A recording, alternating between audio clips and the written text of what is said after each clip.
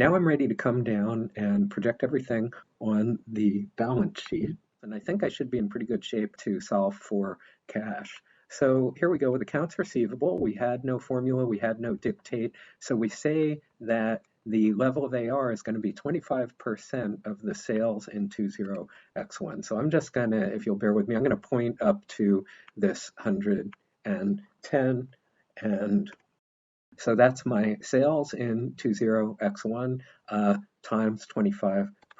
So we expect in 20x1 that accounts receivable will be about 25% of the 110 million in sales. And that's going to be true for both of these guys. For our inventory and other current assets, inventory 25% and other current assets 10%.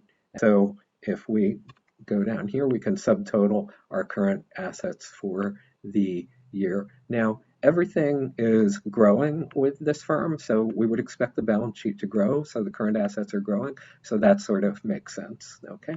Long-term assets, again, I've simplified this, but all they've got as far as we're concerned is net PPE. So net PPE at the end of the period is going to come from, as you can see right here, it's going to come from our roll forward equation. And we've already completed our roll forward equation. So we go up to that, and if they hit their target properly for PPE, they'll have about 110 million in net PPE at the end of the year. And then the total assets we can add up now. And we have about 176 million in total assets right now. And just a little reminder, that's not quite right because that's assuming zero cash. But don't worry, we're going to fix that.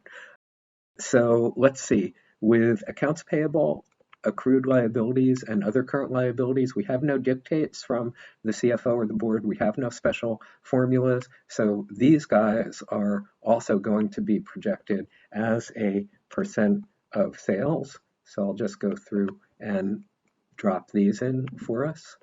And I can add up now all my current liabilities and get 71.5, okay? And the debt, they want to keep that leverage constant, so the debt is going to be, again, after a little algebra, they want to keep the debt to cap ratio constant at 20%, okay? So there, after a little algebra, you get this formula. So I'm going to say 20% times, and I'll go up to my equity up here, and that needs to be divided by 1 minus 20%, and I get 21.82. So now I can add up all of my liabilities here, and I get 93.32, which looks pretty good, okay? And now, if everything were perfect and everything were working great, assets minus liabilities plus equity would equal 0. So let's see what happens if I do that. Okay, minus the liabilities minus our equity.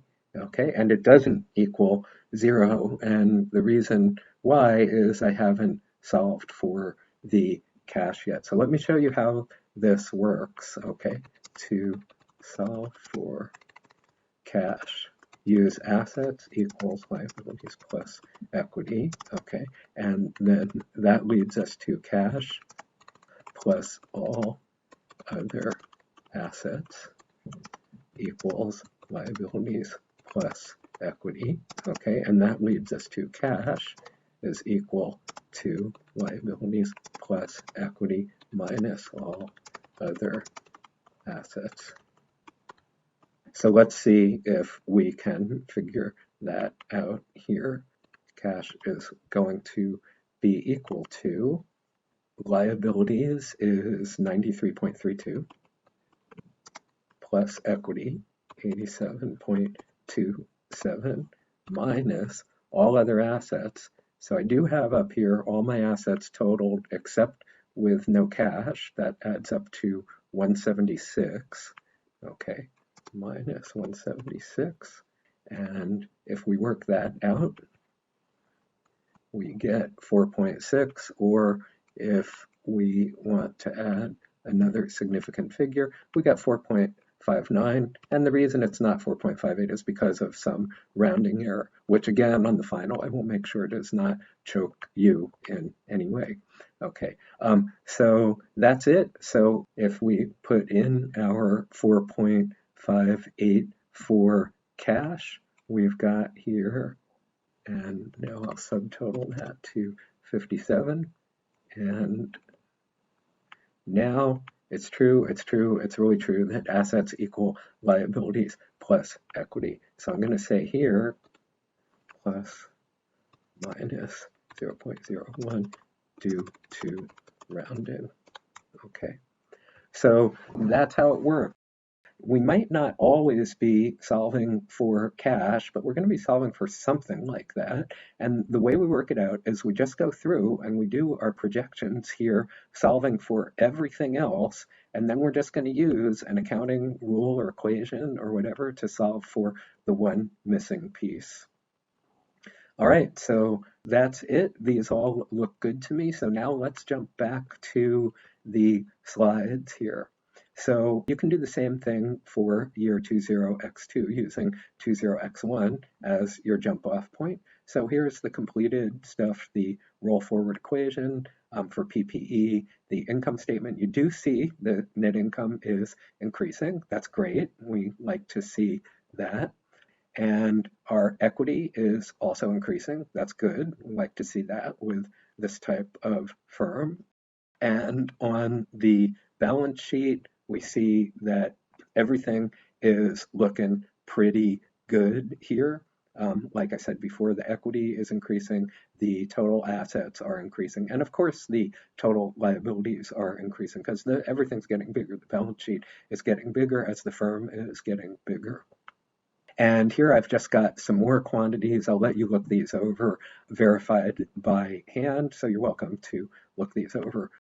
Now I'm ready to go back to the CFO. So let's report back to the CFO. So let's give her our analysis. So here when you're reporting back, especially if you're a consultant with something like this, always good to remind everyone what the rules of the game were. So you told us that you expected sales to grow 10% a year. The board wants dividends at 15% of net income, et cetera, et cetera, et cetera. So we have all of our assumptions here that we did our analysis with, okay? And then given all that, what we found for you is we found the dividends are going to be 1.28 and 1.41 in the coming years here. We got these from 15% of net income. And the cash level, remember this is equal to cash divided by TTM sales, okay? This was her big question. Remember, she wanted to know what's the cash going to be and is it going to be safe? And she felt like cash level of 5% is safe. So these are not safe, okay? Clearly cash is going down in this scenario. So that's okay. We're just consultants or employees. We're just reporting to the CFO.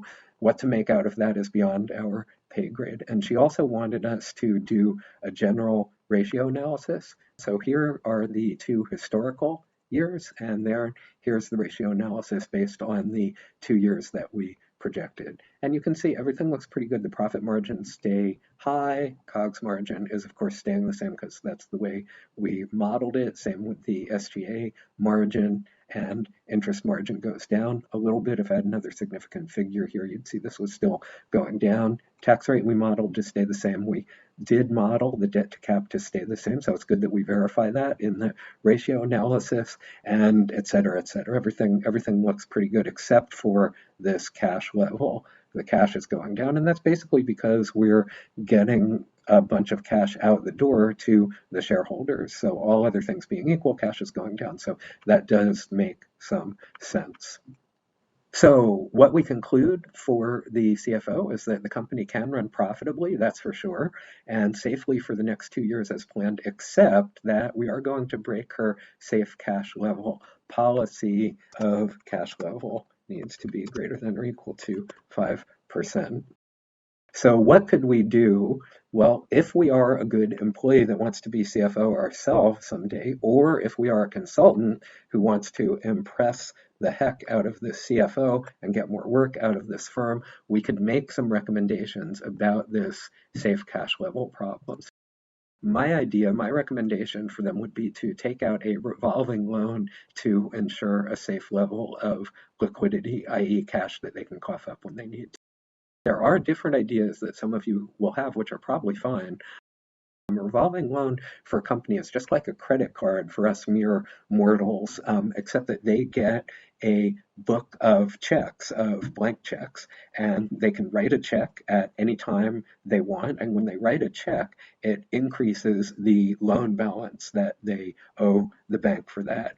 So when you get a revolving loan, you're not borrowing any money immediately, but as you write checks on that loan account, the amount of the loan increases. Just like with a credit card, you don't owe anything to the credit card company until you start using the credit card and not paying back the total balance at the end of each month. Revolving loans are very common for companies, so Holly could easily get one, and that's going to solve their liquidity problems.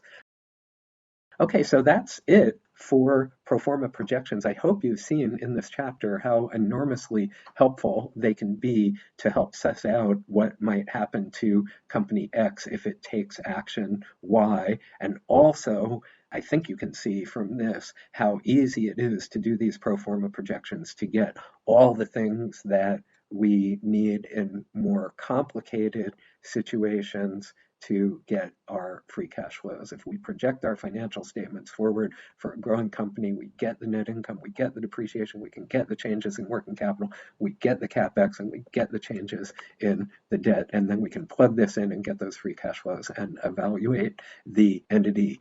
Okay, and on that note, thanks as always, and that ends this handout.